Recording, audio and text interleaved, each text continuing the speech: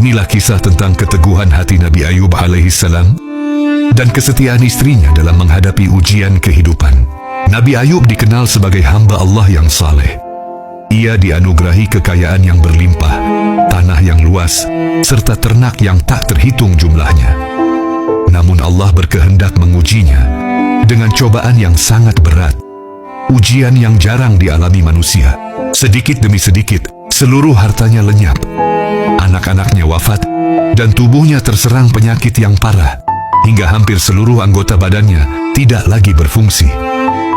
Hanya hati dan lisannya yang masih mampu mengingat Allah.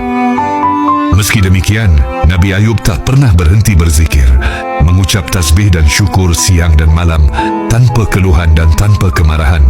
Orang-orang pun mulai menjauh, bahkan sebagian keluarganya meninggalkannya.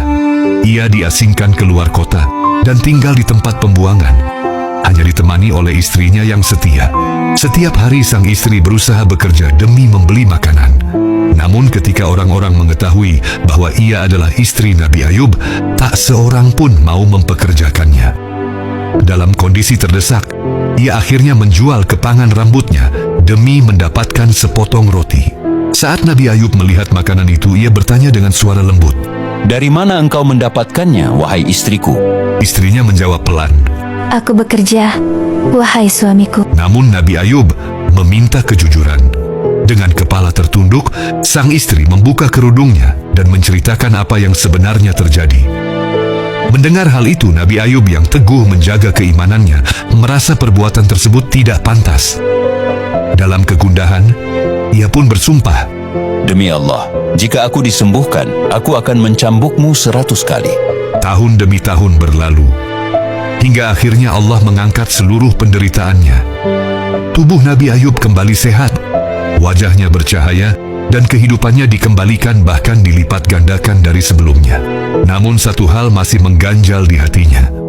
Sumpah yang pernah ia ucapkan. Ia tak sanggup melukai wanita yang telah setia mendampinginya dalam masa paling kelam hidupnya. Maka Allah pun memberi jalan keluar. "Ambillah seikat lidi yang terdiri dari 100 batang, lalu pukullah ia sekali saja." Dengan cara itu Nabi Ayub menunaikan sumpahnya tanpa menyakiti. Demikianlah kisah kesabaran Nabi Ayub dan istrinya, sebuah teladan abadi tentang iman, keteguhan hati, dan kesetiaan dalam menghadapi ujian hidup.